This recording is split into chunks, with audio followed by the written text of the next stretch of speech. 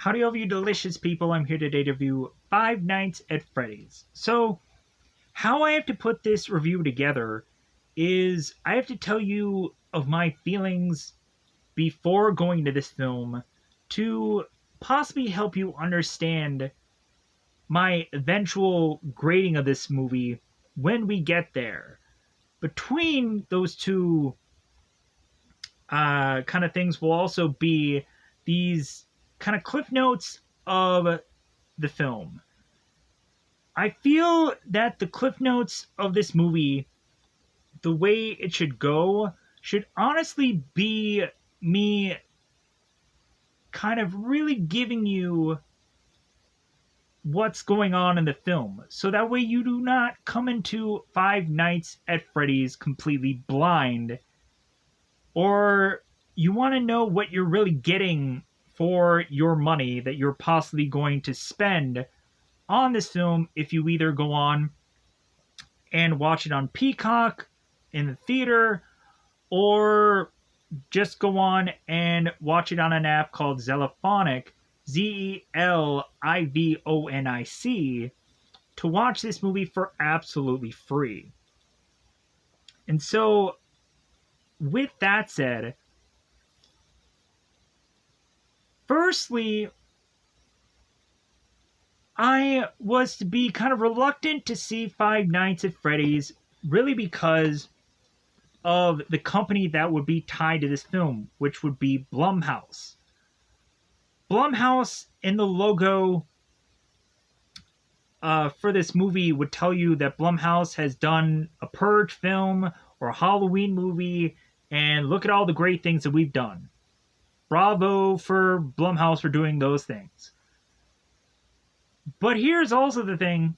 Blumhouse has done a lot of crap films. It really has.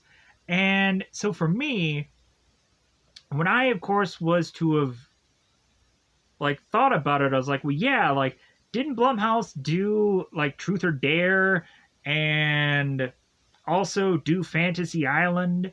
And so the thing I remember about the Truth or Dare film was in the very beginning of that movie, we have the character's backstory really be filled in by just a bunch of photos of the cast being together, having all these parties and drinking and whatever.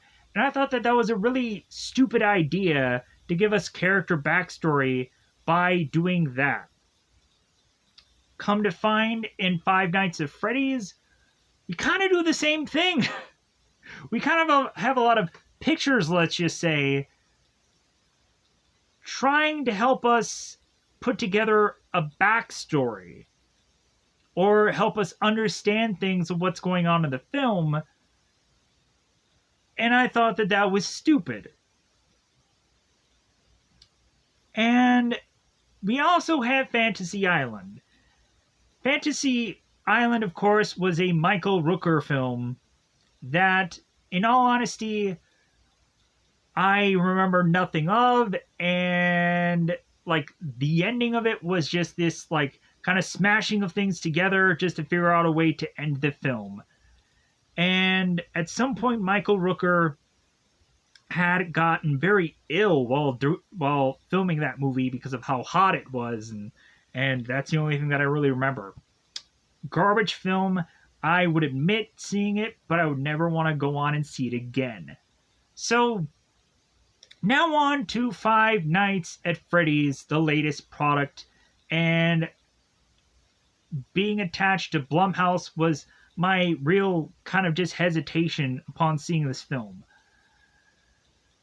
So, Five Nights at Freddy's honestly should be renamed Five Nights at Cupcakes, because the Cupcake animatronic is kind of doing a lot of the attacks and a lot of the heavy lifting, while all the other animatronics are to be just kind of cosmetically there.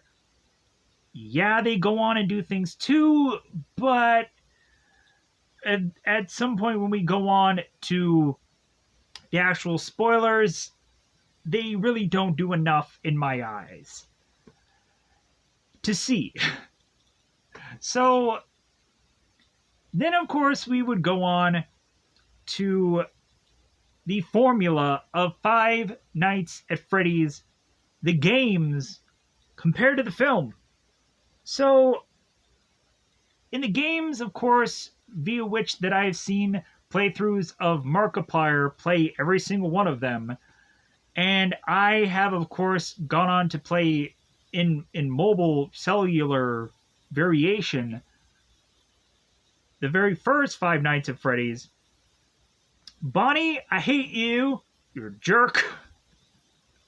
You suck. If I could give you the middle finger, I frickin' would, Bonnie. You suck. I hate you. So,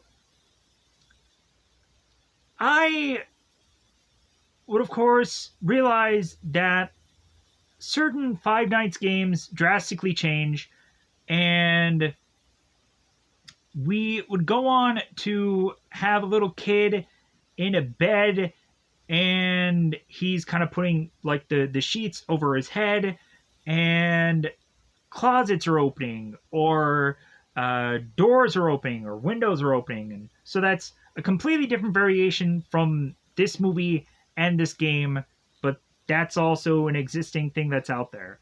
But most of the time for Five Nights, we have the security guard that comes into this abandoned location, and they are to have to go on and look after it because they cannot find a job anywhere else. So they come to this location, hesitant, reluctant, whichever, and this person is in desperation to make the green to go on and try to desperately bring home the bacon, as a character actually does upon this film.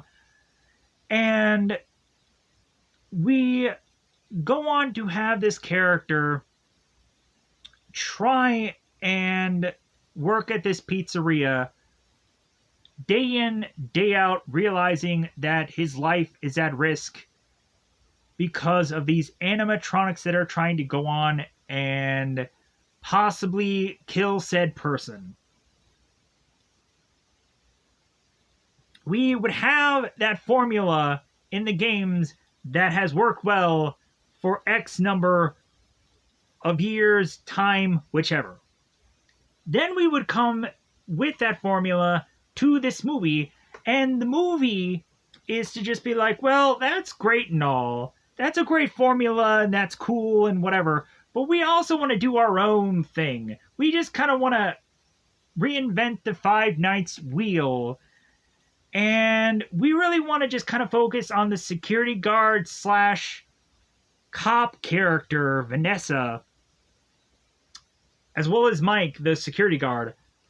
And we want to kind of just do these dream sequences, and we want to go on and kind of do this kind of half ASS attempts of backstory and whichever for these characters, and not really go into the full lore of Five Nights and give us something that none of the other games has ever gone on and given us, and so on and so forth. And so this movie is to really just try to go on and just kind of reinvent the wheel, and that can go on and disappoint a lot of people. As well as it also feels that this movie is to try as much as possible and go on and not be a Five Nights movie. It's trying to resist against that. And so, as well as also, like, you're not seeing all of the animatronics do all of the deaths. So,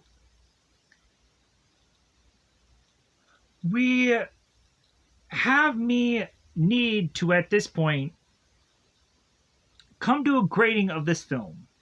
And I would have to say that the grading of this film is going to have to be very askewed. Because I came into this movie with very low expectations.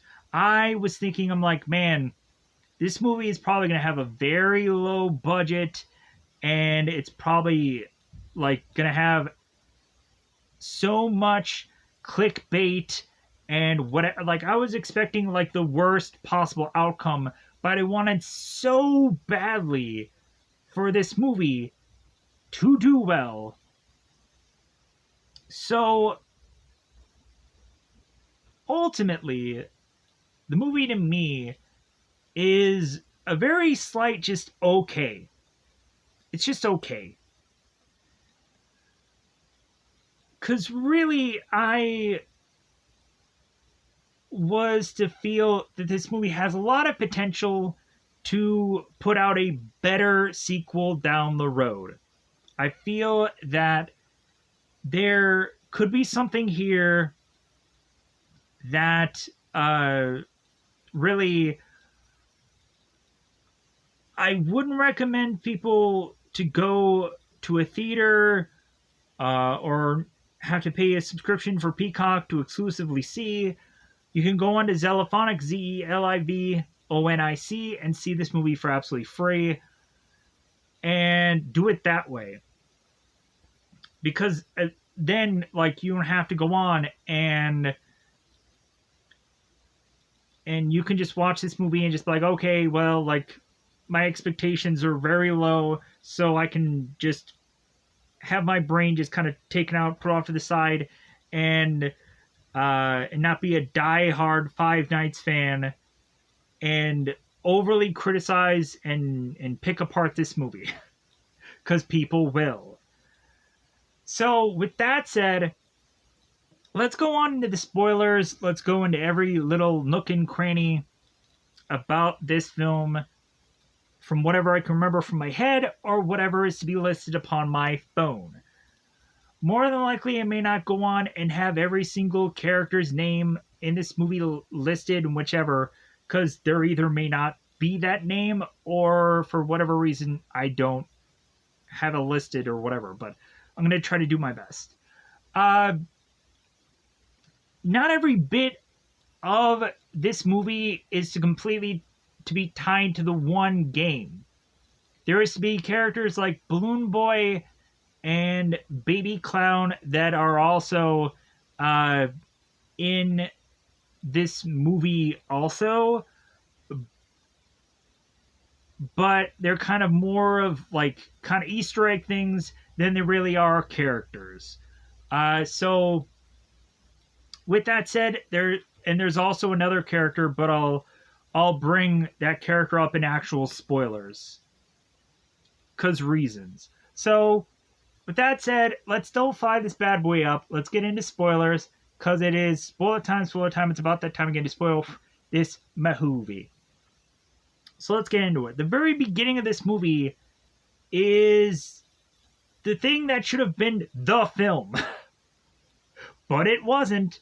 But it gives us a kind of Ghostbusters kind of approach to a film where it gives us like an exciting thing in the beginning and then it like kind of drops and then it has to give us this long schlick of a story and then at some point it has to kind of pick up somewhere. So that's what this movie tries to do.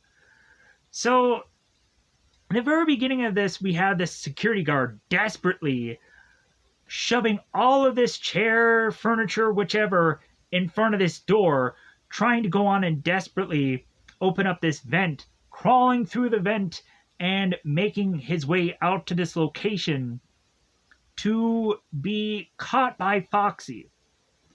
Foxy then goes on and chucks this security guard into this torture chair.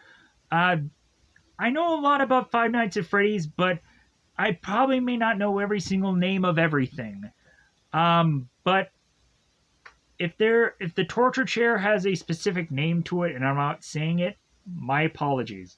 But we have the security guard in the torture chair, and we have this Freddy mask that is coming down upon him. And so this security guard is desperately trying to unscrew these things to try and escape. And we find that this security guard is to possibly die here. So I say possibly die because I'm thinking he tries to unscrew it, but then like death happens anyway. So we then push on to Mike. Mike is to be the next security guard,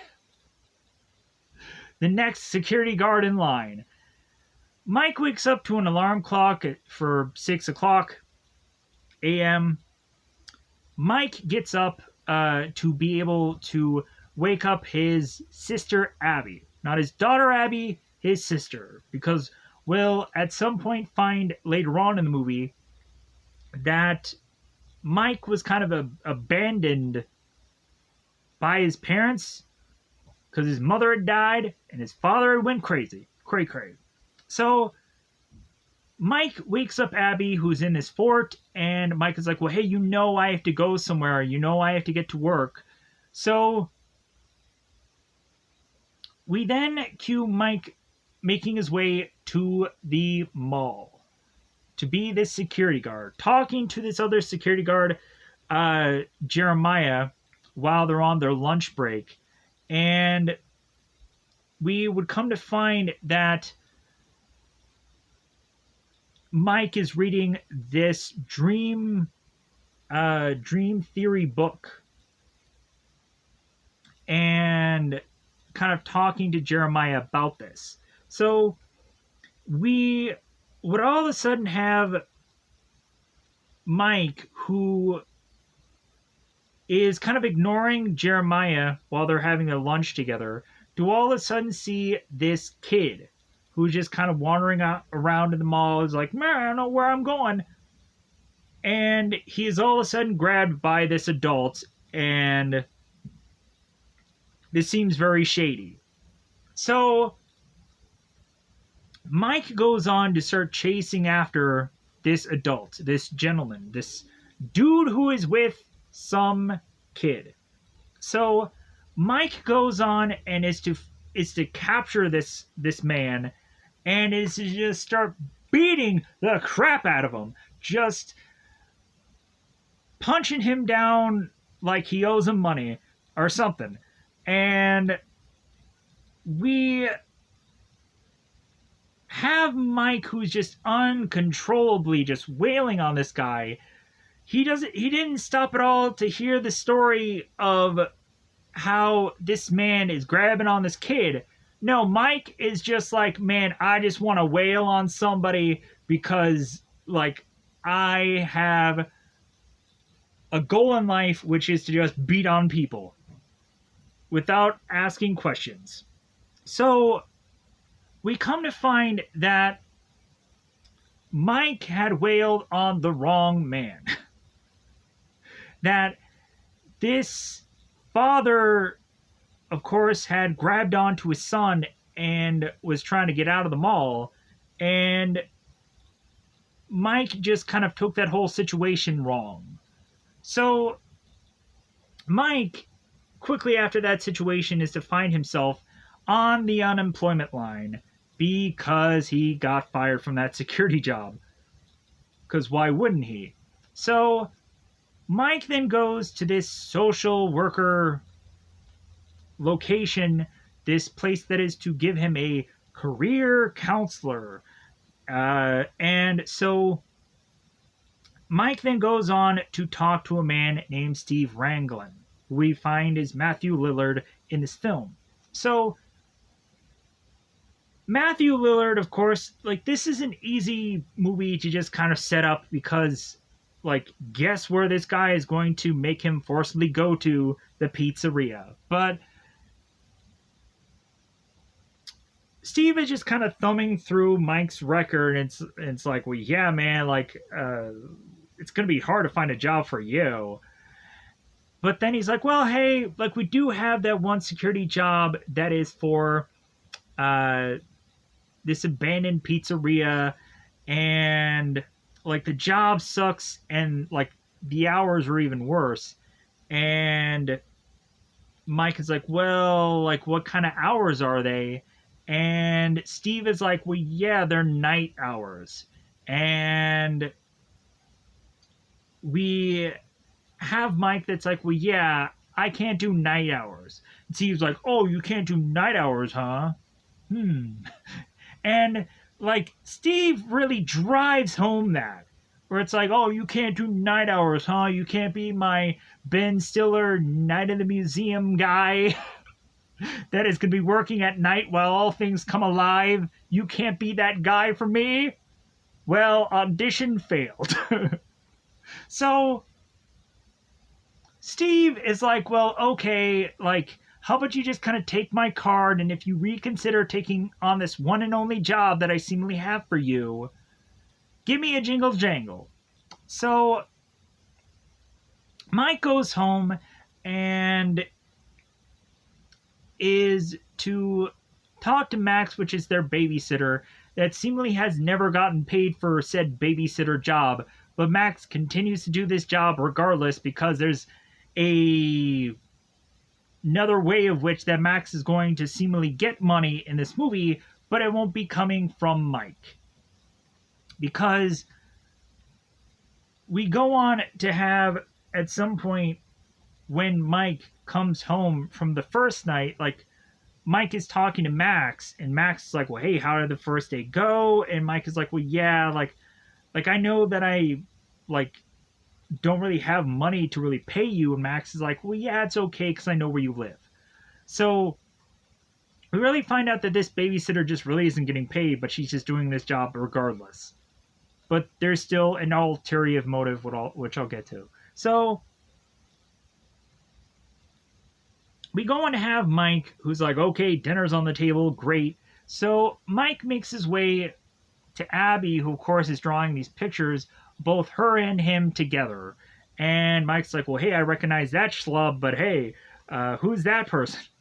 So Mike is trying to make jokes and talk about like the dinner that Abby is supposed to eat, or she won't become an adult someday or ride on the tallest rides or whichever. So Mike, after his exhausting day at finding a job and beating up people, Mike goes on to get some rest, to go to bed. And Mike evidently sleeps way more than the average person, either because he takes drugs or because he is just that tired of a person for whatever goofy-ish reason. So Mike goes on to fall asleep with a ceiling that is to have a poster of Nebraska on it. Because I guess for some reason Mike is to want to go on and be able to continue to have this dream repeat over and over and over again to hope that Mike is going to get a different result via the end of it. So Mike is to go on and be a younger version of himself at this picnic, camp out, whichever. So Mike, of course, would go on to be at this camp out and is eating this burger, and come to find his younger brother is to be kind of with this airplane and playing around and whatever. And Mike's brother Garrett ends up getting taken by this man in this car, and Mike doesn't know who he is, and Mike is desperately trying to figure out who this guy is from this memory from years ago. That should seem like an easy task, right? So Mike is having this goofy dream that continues to get repeated over and over and over throughout this film. So we then go on to the very next day, where we find that Mike is the legal guardian of his sister Abby because their parents are to, of course, not be able to take care of said Mike and said Abby because Mike's mother is dead, and Mike's dad had gone crazy, it seems. So they eventually talk about that somewhere in the film. Like they give the whole family backstory, uh, and Mike ends up talking to Vanessa about it. We'll get there. So Mike, of course, being the legal guardian of Abby, we have Mike, who is at this school, talking to Dr. Lillian, who I probably will forget the name of later. And he is, of course, in the same room with his Aunt Jane and her lawyer, Doug.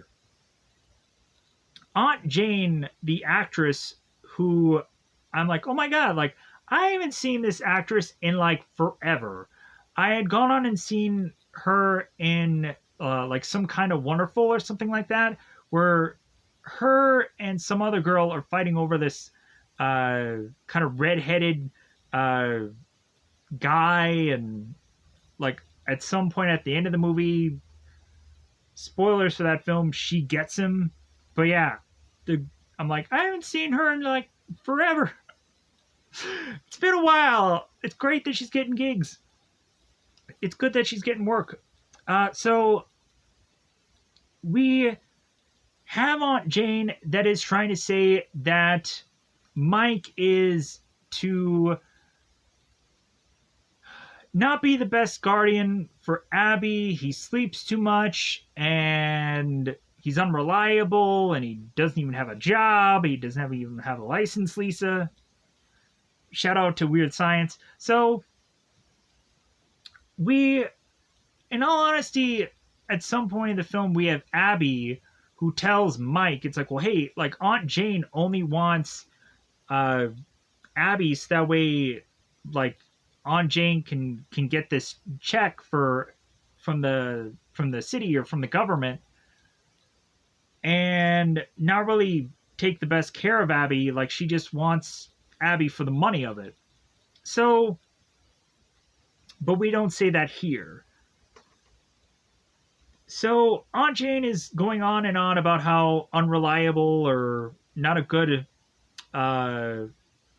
like parental figure that Mike is being, and that shifts us to having finally Aunt Jane through her lawyer giving this paperwork of like, well, hey, I'm gonna have to take you to court. Like, I'm gonna have to fight for Abby and so on and so forth. We really have Aunt Jane, who's really such a bad person in this movie, that man, she is trying to do some like really underhanded things to try and get this kid. It gets ridiculous.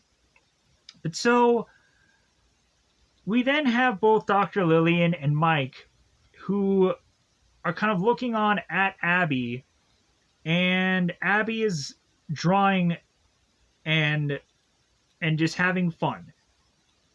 So Mike is contemplating, it's like, well, you know what, maybe I shouldn't be watching over Abby. Like, if I died tomorrow, like, Abby wouldn't care. And Dr. Lillian is just like, well, yeah, that could be true, but also Abby is drawing a bunch of pictures, and all of the pictures that she is to, of course, be drawing have both you and her in them. So who do you think she likes the most? Who do you think she feel is the most important thing to her? That has to be you. So Mike is like, well, yeah, I guess you're right. Like, I guess I have to just go on and continue to be her parental guidance person. So we have the doctor that is to really just say, it's like, well, like, all you really need to do is, like, you just really need to get a job. If you have a job, like, there's less likely a thing that Jane will have to, like, stop you from being, like, your sister's caretaker. So Mike goes home and he kind of looks at that card that Steve had given him before. It's like, well, this is the one shot that I have at getting said job. So we have Mike that gives Steve a jingle jangle. And we, of course, have Steve that's like, well, all right, like, you're, of course, still the guy to me that doesn't like night shifts. So, while Steve and Mike are on the phone, Steve is to give Mike the backstory of the pizzeria, as Mike is still technically on the phone, but then also is to make his way to this pizzeria and kind of look around his surroundings to get to the high round. So Steve is telling, of course, Mike that the electricity is kind of iffy and that the cameras are kind of outdated, but they're still there. And all that Mike really has to go on and do is to kind of protect this pizzeria because the prior owner is very sentimental and not wanting to give up on this property. So Mike is to go on and also find out via Steve talking to him about the breaker needing to be turned on and off and all of this stuff to kind of set up how Mike is going to be able to do said job. So I didn't cover probably everything, but I covered possibly most. So of everything of what Steve said. So we have Mike that goes on to seemingly sleep for most of the first night that he's there because he also has these sleeping medications, sleep aids anyways. But Mike pretty much assumes that this is a nothing job and at some point he'll be fired like all the others that he's ever gone on and done. But so Mike, of course, goes on to see that there is a VHS tape and a VCR, and there is a tape that is labeled Mike on it. I don't know why that there is a VHS tape that has the word Mike on it, because that would mean someone would have gone into the pizzeria to risk their life to have this VHS tape within this place.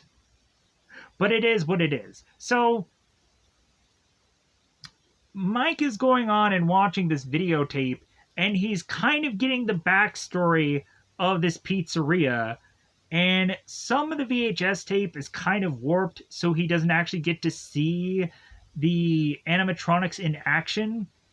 And they end up talking about the batteries that these animatronics are on, and the person kind of doing the hosting of this video is talking about this location and so on and so forth.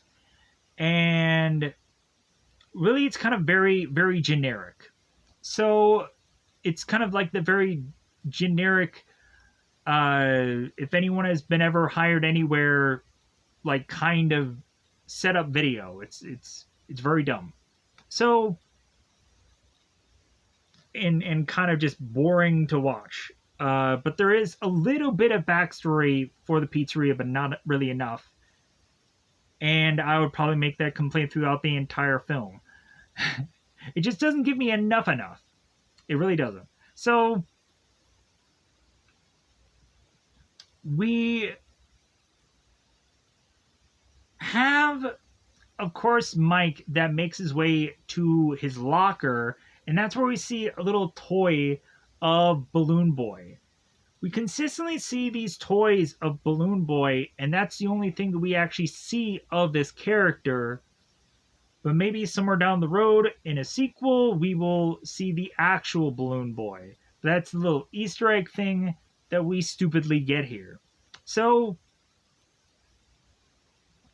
when Mike goes into this locker, he finds this vest, this smock, and he puts it on. So,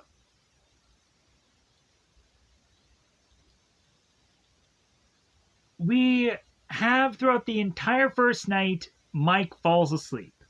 And he has to do absolutely nothing. There's no like checklist for him to go on and do, like the game usually has you forcibly do. None of that happens. This is the easiest first night ever, where it seems that our people or our security guy does jack crap nothing, and it all pans out. So we have Mike that is in this dream, and he, of course, goes on to have his brother go missing again. But this time around, when Mike is to turn around after his brother has gone missing, he sees these kids. He sees them all just standing around. And so Mike is like, well, hey, do you know about, like, did you see anything? Like, hey, like, tell me what you saw, because I want to figure this out. And when Mike goes on to try and chase after these kids, they run. To where eventually, at some point, Mike does go on and stop one of the kids, and they start to talk, but most of the time the kids run. So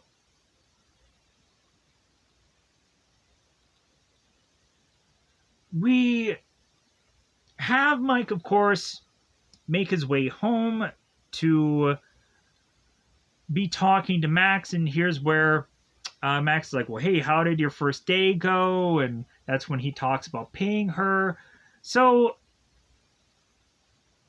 we then come to this diner that doesn't have Max in it. Or doesn't have Mike in it. My bad. It has Max, there's no Mike. Finally, something that doesn't have Mike in it. So we have Aunt Jane with her lawyer, Doug, and she's talking to both Max and Jeff. And we come to find that this waiter is very annoying and is talking about how lunch is the best meal of the day. It's like, well, I thought that was breakfast. And like, it seems that this waiter really wants to get in a bunch of lines or ad lib or something. And we have Aunt Jane who's kind of making this crack about, like, hey, are you getting paid for every line that you're saying? So we're kind of having maybe this being like another ad lib thing, or maybe it's a real line. Who knows?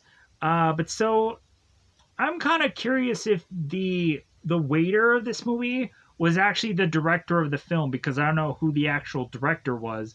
But wouldn't that be a funny little Easter egg that people would not know? So the waiter finally buzzes off, and so we have Aunt Jane who's forcibly asking Max, like, well, hey, like, did you find anything? Did you find any evidence of Max being this schlub of a parental guardian? And Max is like, no, I can't find anything on him. I can't find any dirt. There's nothing I can do. And during the whole time of this conversation, Doug, at some point, eventually realizes that he should not be in on this conversation, because he could turn around and, like, yeah, he does have lawyer client privilege or whatever, but still, he's like, man, I could really just take you all to jail if I really wanted to. But so Max is like, yeah, I can't find anything. And so Jeff just comes to the conclusion of like, well, hey, like, he is doing that new job, right? Well, like, all you really need is for him to no longer do that job. So he's a security guard. He's looking after Freddy Fazbear Pizzeria. All we have to do is go on and just wreck the place. And Mike will be fired and problem solved. So really that's the clear conclusion that we get to this whole scene, or the wrapping up of this scene. So we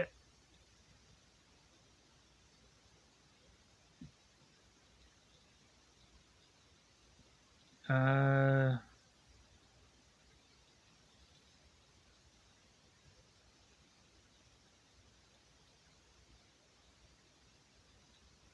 oh so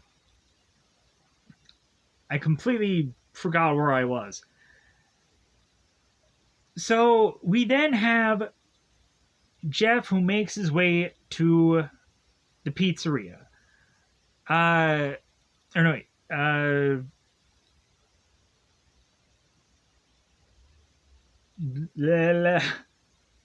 Let me back up a little bit. So after the whole dining scene, we then have Mike, who is realizing that Abby is wearing his vest.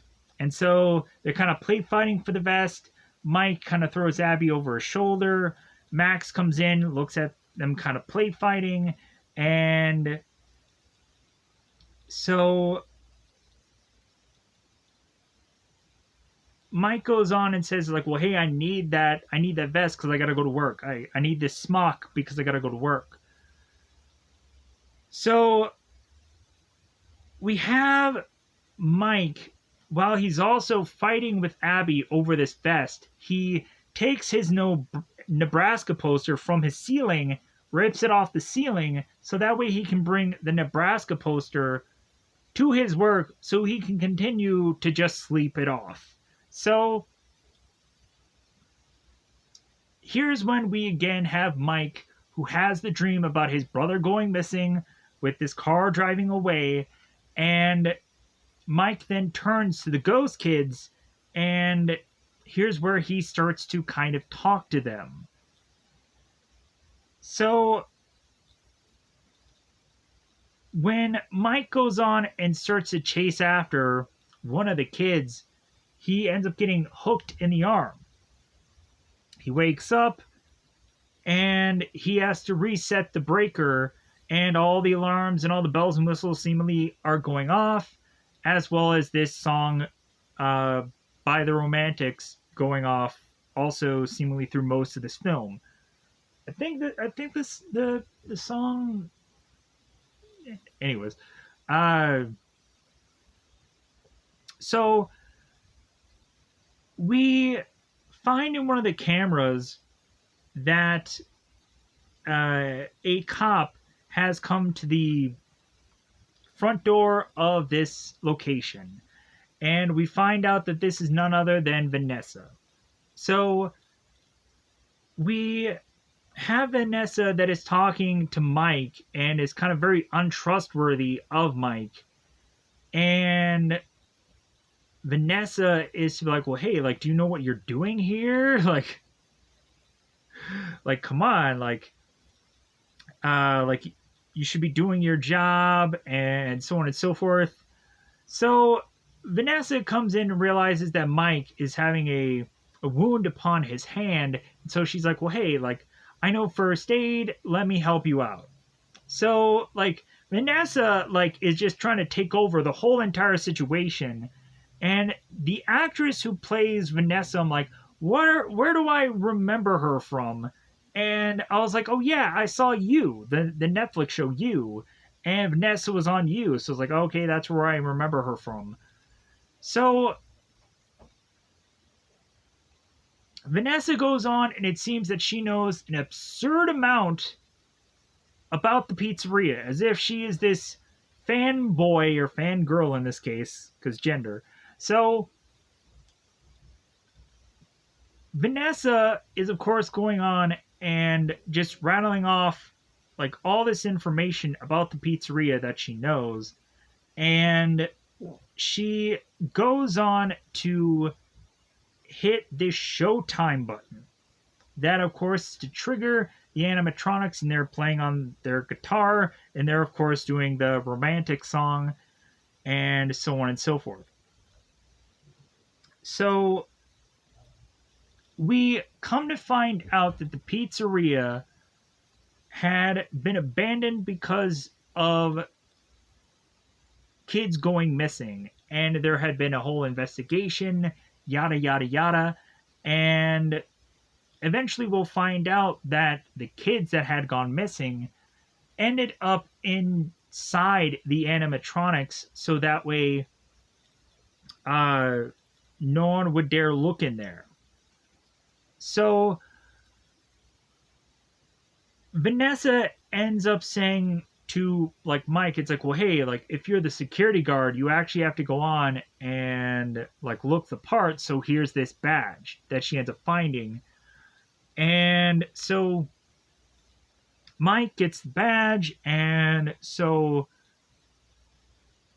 Vanessa goes on and tells Mike, it's like, well, hey, like if you do your job, like you'll be fine. And really, Mike is like, well, hey, there's no real rules. Like, what do I freaking do? Like, it feels like Mike is, again, like kind of like Ben Stiller was in Night of the Museum, where at some point he has to go on and like find out that like don't feed the animatronics after midnight, like don't get them wet. Like he at some point needs to have somebody like give him a rule or some kind of thing that is to help just kind of trap these things or take them down. And at some point Vanessa is that person who is to kind of give him the real like way to protect himself. So we then have Mike, who's closing up shop for the pizzeria to go on home, so he can go and have another dream of these ghost kids and Garrett and just F off. So that turns around and have Jeff call Max to like, okay, like since he's gone, that means that we can go on and kind of break this place and get Mike fired, our ultimate goal. So we then have Max slowly but surely making her way to the pizzeria, while we have Carl, Hank, and Jeff at the pizzeria going to wreak havoc. So Jeff, of course, is go on and kind of tell the other goons, it's like, yeah, like let's get busy, like let's break up this place. So we go on to have Carl, who is kind of on his own, and he, of course, is to open up this one door to see Cupcake, the animatronic, and he's kind of weirded out by that, and the Cupcake kind of just moves its face and eyes and whatever, and then Carl closes the said door, opens it back up, the Cupcake's gone, and when Carl turns around, Chica is behind him with the Cupcake animatronic. We come to find that the Cupcake is going to go on and jump on to Carl and just kind of eat his face. Eat his face or eat his neck in that area. Just, just nom nom nom nom.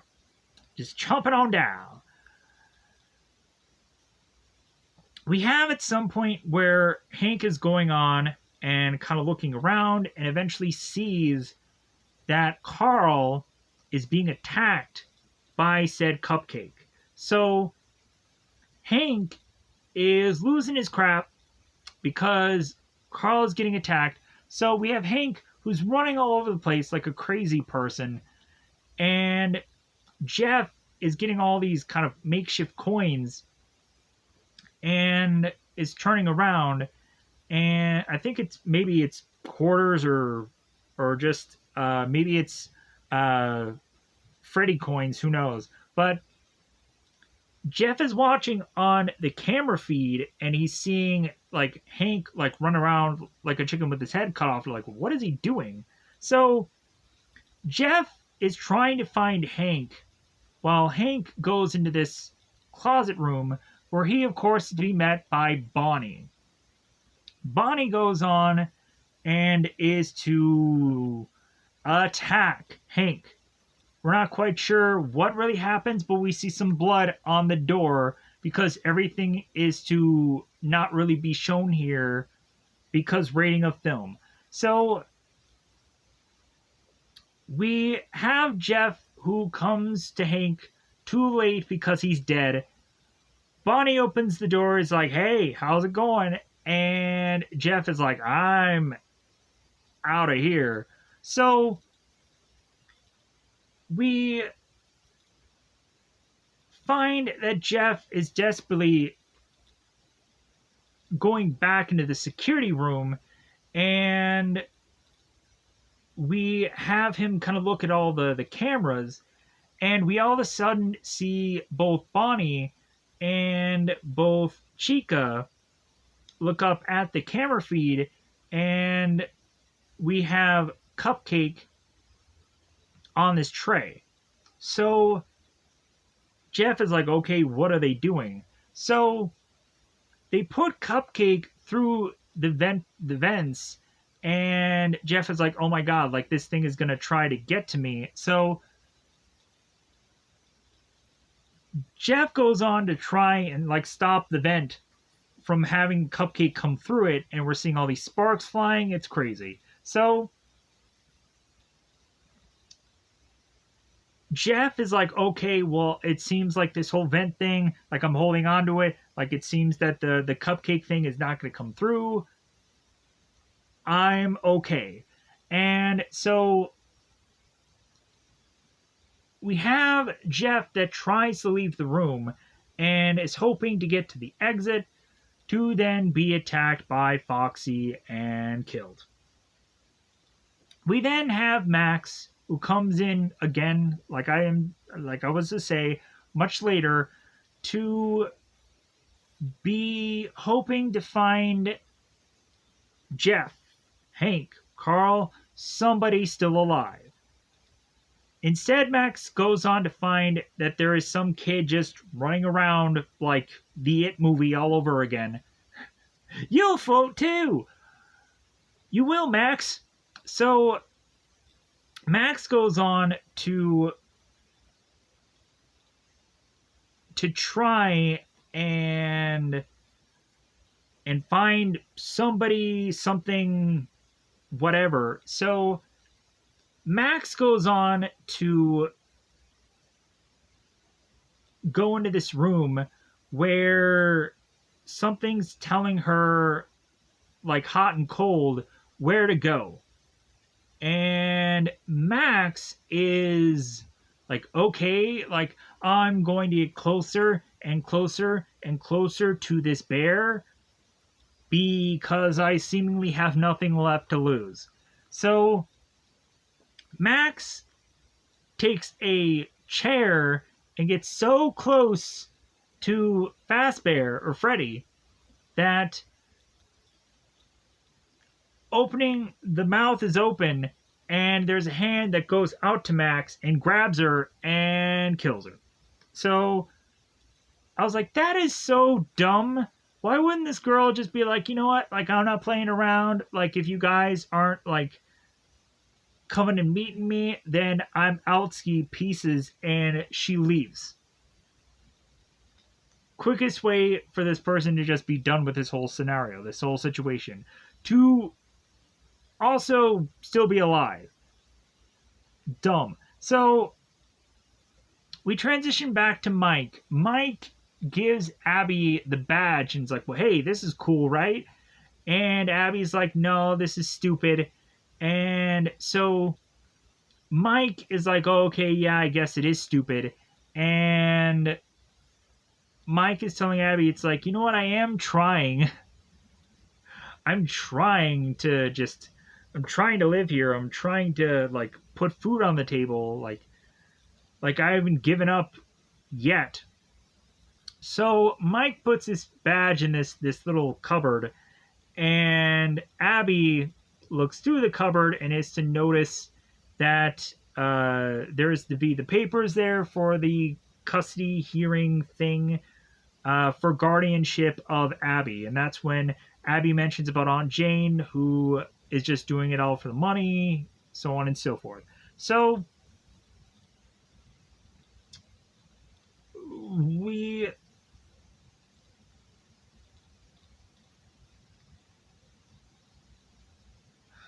go on to have Vanessa, who is at the door of Mike's place. And Mike answers, and Vanessa's like, well, hey, like, uh, there was a break in at the pizzeria, and it's all because you didn't go on and you didn't lock the door. And I also had found this sleeping medication, and like, you know what, like there's something really, really shady here. And Mike has to go on and has to explain. So we have Mike and we have Vanessa, and they're at this little pond location. And so Mike has to go on and explain the sleeping medication. So Mike goes on to explain that he keeps having these same dreams about his brother going missing, and he is desperately trying to use these images and all these things to keep him going back to that same dream, to try and figure out his brother's killer or his brother's kidnapper. So after Vanessa's kind of hearing that, she's like, oh, okay, well, like that's great and all, but she takes the medication, chucks it in the water, and she's like, well, yeah, you need to be sharp. Like, you can't just go on and sleep through this job. Like, you really have to just be like on your game. So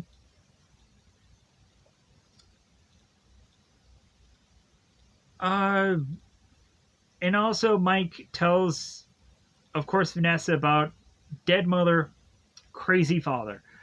So Mike goes on and is to try and call Max, and he gets no answer. So he's like, okay, what am I going to do?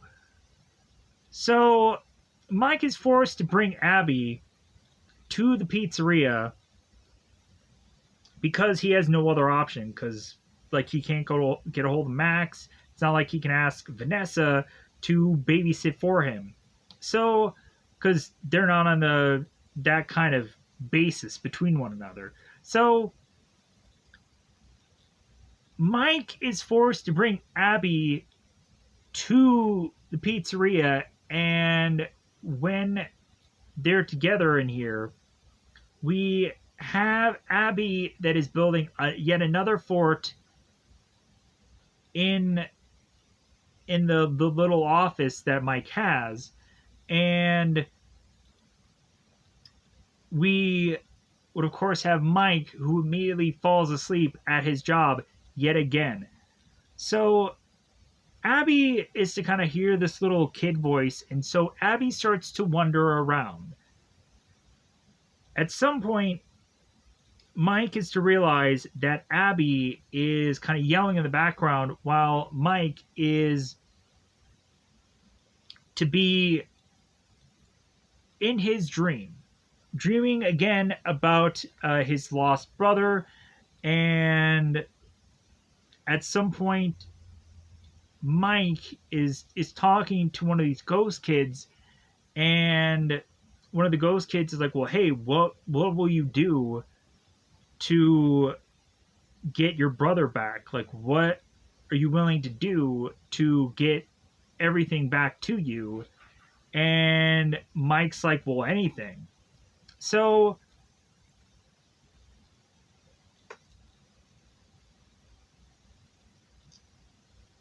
Woo,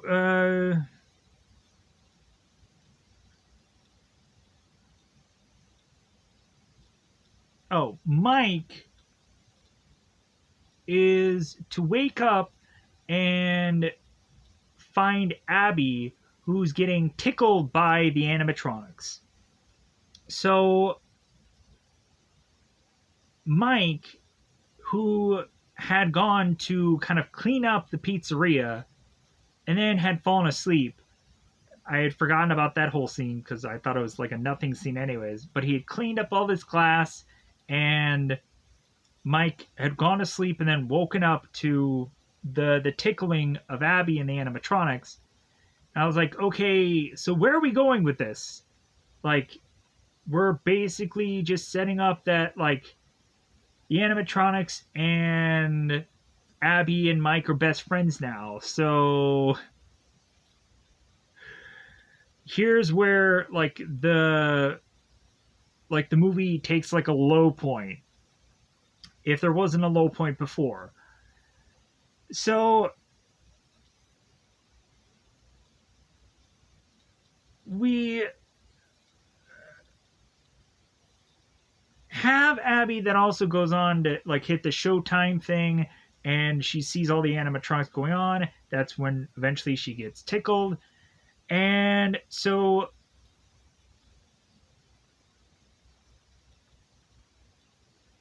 after that night is over, we have Mike who's finding out what Abby is drawing, and what Abby is actually drawing is the exact same thing that Mike is dreaming. So Mike is asking her about these drawings, trying to get answers. It's like, well, hey, can you think really hard what you're seeing in these dreams? And Abby's like, I don't know. I'm not really getting anything. So we come to find that Vanessa is at the pizzeria, and she's looking on at this yellow bunny just at the pizzeria. And we have Mike, we have Abby that makes their way to the pizzeria for another day of work for Mike. And Mike sees Vanessa's cop car, and like Abby's asking Mike, it's like, well, hey, like, why is Vanessa here and this and that? Just trying to like ask certain questions. So Mike goes into the pizzeria to find out that Vanessa knows everything. That the animatronics come to life, and we have another Showtime button hit. Abby is watching the animatronics perform, and we of course have Mike who's talking to Vanessa. It's like, well, hey, like if you knew that the animatronics come to life, if you knew everything, a heads up would have been nice. So we kind of consistently just keep like just being a dead horse with the whole like how much does Vanessa know thing. Mike continues to ask throughout this entire movie, like, why is it that you know all this? How is it that you like? Why aren't you giving me any of these answers? If you have them for me, if you can help me, like you're leaving me so much in the dark. So we come to find that the animatronics want to build a fort with Abby. And it's like, well, like these animatronics are kind of big, but they realize that if they kind of put these tables together, and if they like kind of mix like every bit of all these things of furniture together, that they can build this fort. So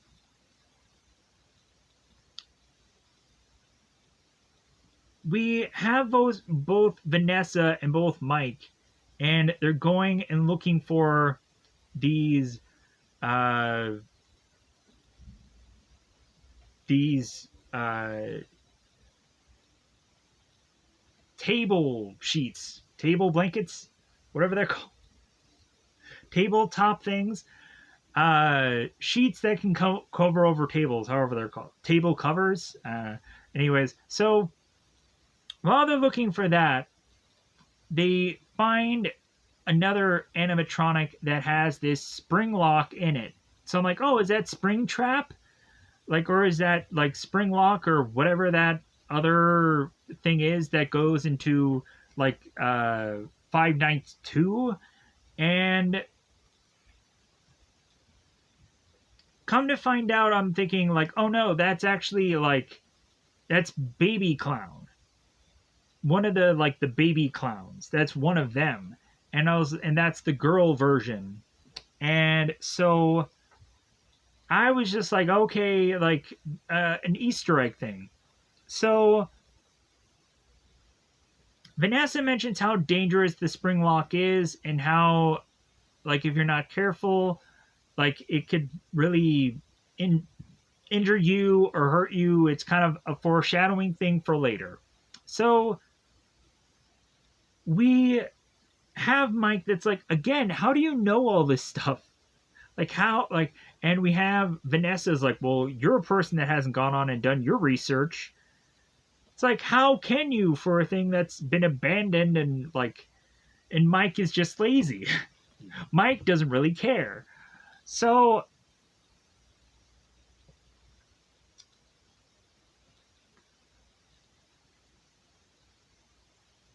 Mike is also talking about his dreams and how he's like, you know what, when I come here, like, it seems that like I'm really getting answers from my dreams, and like it feels that like there's something special here and I just don't know why. There's like a connection with my dreams in this place, like, I don't know. And so Mike is trying to figure out why that is. And so all of a sudden, while the two of them are talking, we have Abby who wants to strum the guitar of course, one of the animatronics, and she gets injured doing so. And so the next thing we see is that Vanessa is threatening Mike that, like, hey, if you ever bring Abby back here, like, I will shoot you myself. So Mike is realizing that he has no babysitter, like, Vanessa won't look after Abby. And so Mike is like, well, hey, what can I do with this kid? Like, how can I just kind of get rid of this kid, technically? So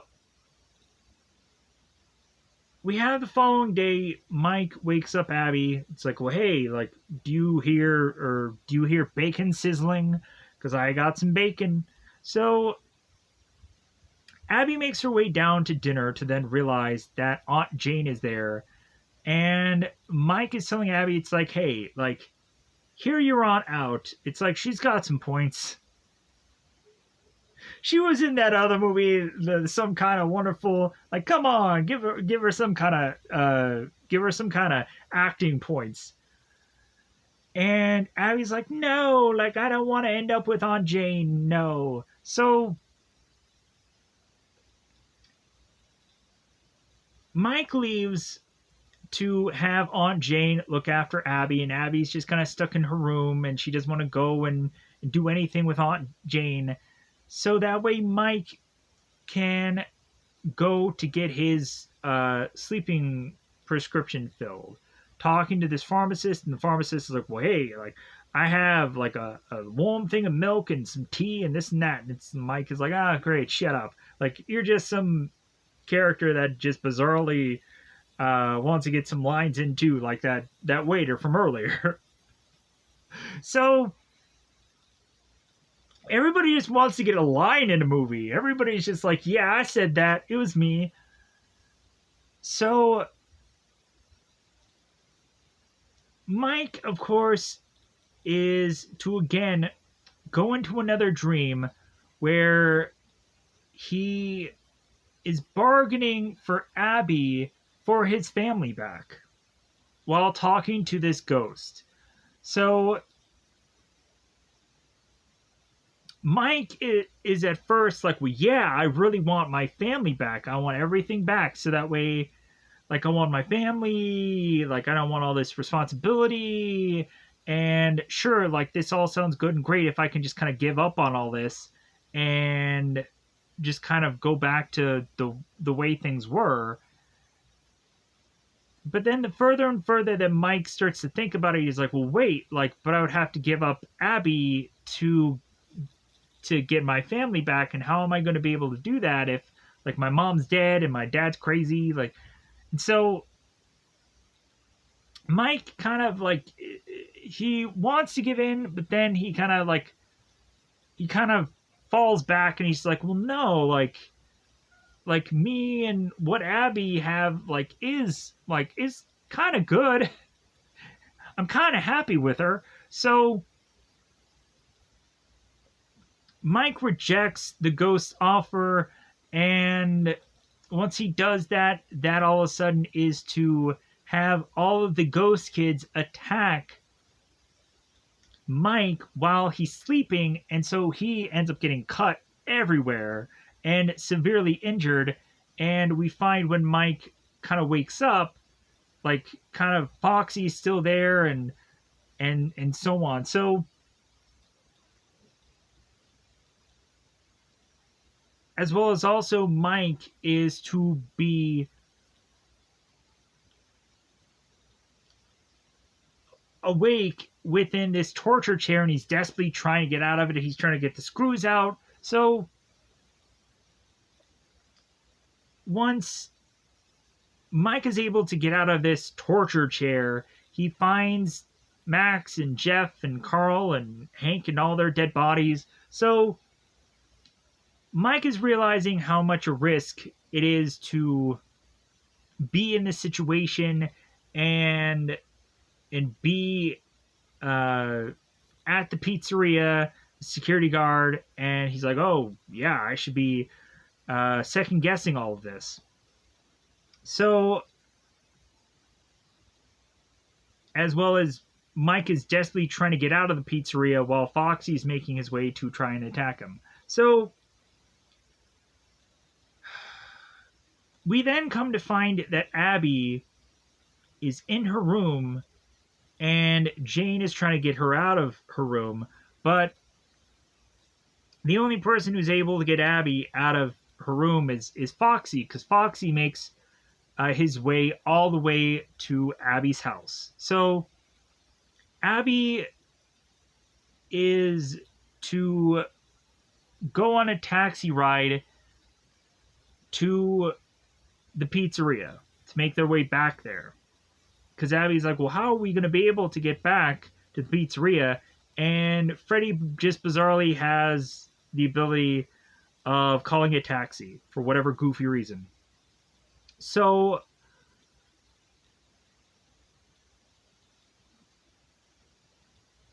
we have Abby and Freddy at the pizzeria, and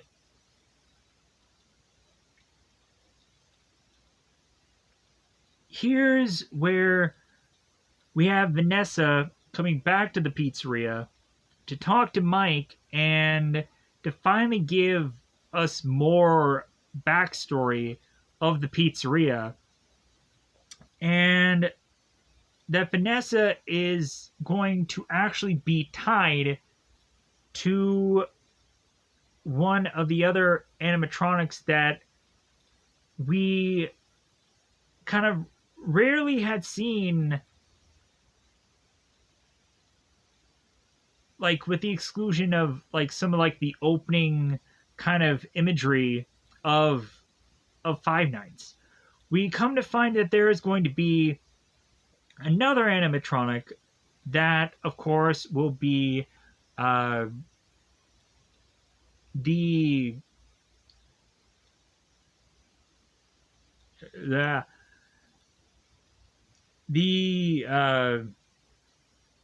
the locking bunny character. I'm trying to think of the name.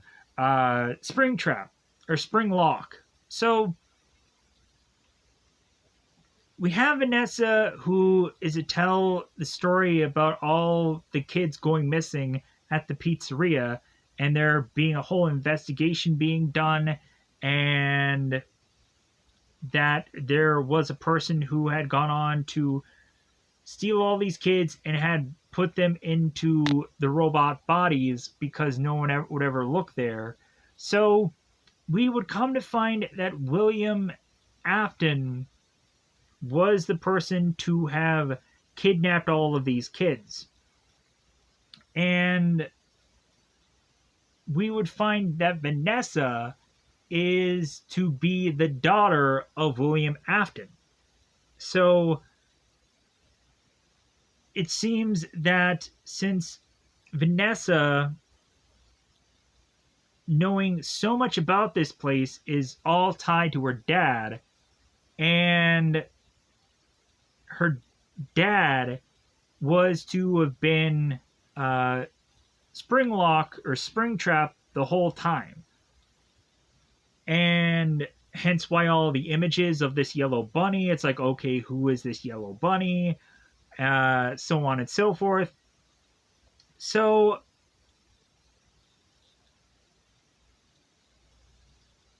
we have all of that stuff set up, and now Vanessa is to finally tell Mike how to bring down these animatronics, how to bring down the robots. So she gives him this cattle prod and these tasers, and it's like, it seems like he has a million tasers for whatever goofy reason, and kind of sets Mike on his way of like, well, hey, if you want to take down these animatronics and if you want to rescue Abby, here's how you do it. So we come to find that Abby is to have made her way into the pizzeria. And once Abby is to meet the animatronics, we have Chica, who takes Abby into this back room, and Abby starts to get scared because she is to kind of be scooped or to try to be put inside of the baby clown Springlock animatronic. And Abby starts to refuse, and we of course have a kind of a confrontation between the two of them. Mike ends up tasering Chica and rescues Abby. We then have, while both Mike and both Abby are trying to run off to try to escape here, we have Cupcake, who notices the two of them. Cupcake goes on and starts grabbing on to Mike's arm, and the prod, the cattle prod thing, gets loose. So Mike is telling Abby, like, hey, escape, get out of here, save yourself. And so Abby runs off, but she can't exit this place. She finds a place to hide within these kind of balls, like we kind of see here, the little playpen for balls. I don't know technical terms for everything. My bad. The little ballroom. So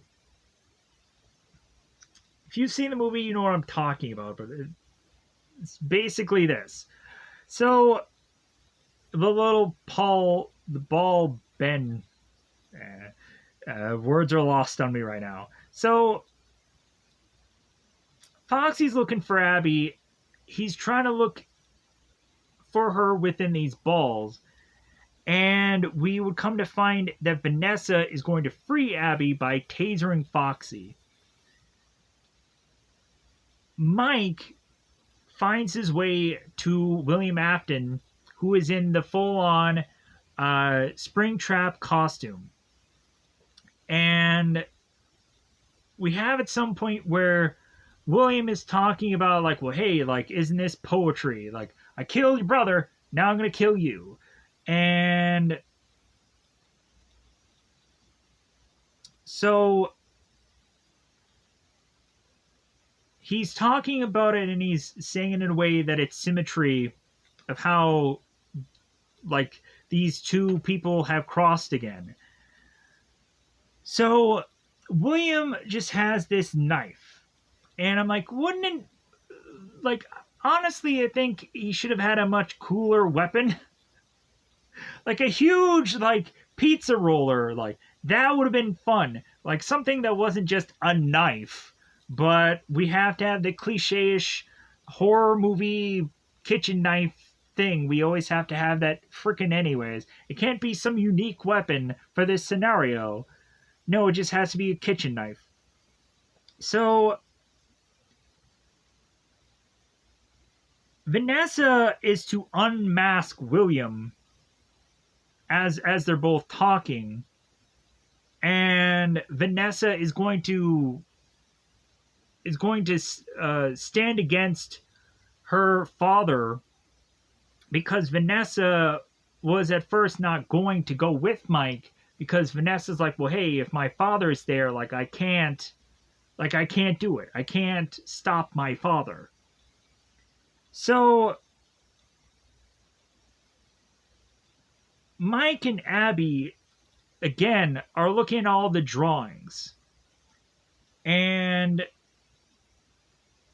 they're realizing that William is having complete control over all the animatronics, and what he says goes and he can control them. So Mike is telling Abby that if Abby creates this new drawing that and gives them kind of this command, because Abby kind of also has this sway over the animatronics, like Abby can turn the tide here. So Abby makes this new drawing showing the ghost kids killing William. So that's exactly what they try and do here. We also have,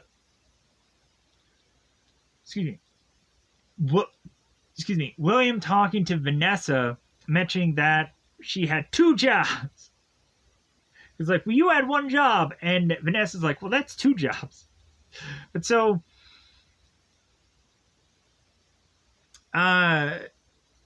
William ends up stabbing Vanessa and goes on to then get this light show where William is forced to look at this picture of him at some point getting attacked by the animatronics. So the animatronics attack William, and the cupcake bites into his chest. And after William gets kind of cupcake off of him, we see the spring locks going into his chest further and further, crushing his body. And when Springtrap is to kind of fall down, he ends up putting back on his mask, and we have Freddy and all the animatronics kind of dragging William off. So we're seeing that going on, and we're also seeing that Mike, Vanessa, and Abby are all trying to escape the pizzeria to save themselves. So that seems to kind of conclude the film and wrap things up. So we have Dr. Lillian that is talking to Mike and saying that Abby has kind of drastically improved. Like, she's much happier. Like, it seems that she's drawing really great pictures yet again. So Mike and Abby are so much more happier, and so Mike is to kind of pick up Abby. It's like, well, hey, like, what do you want for dinner? Like, do you want pizza? Like, how about we get some pizza?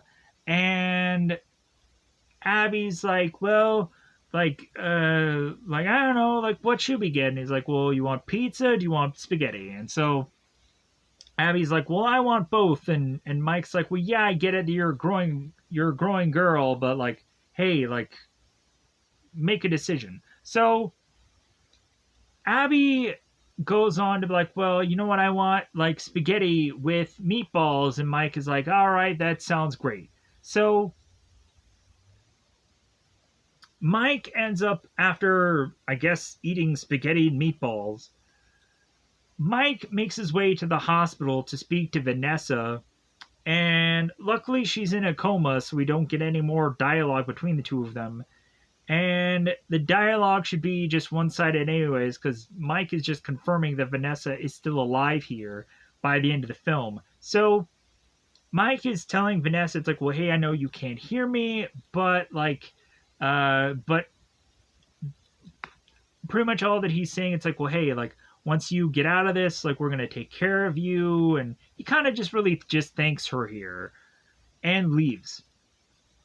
So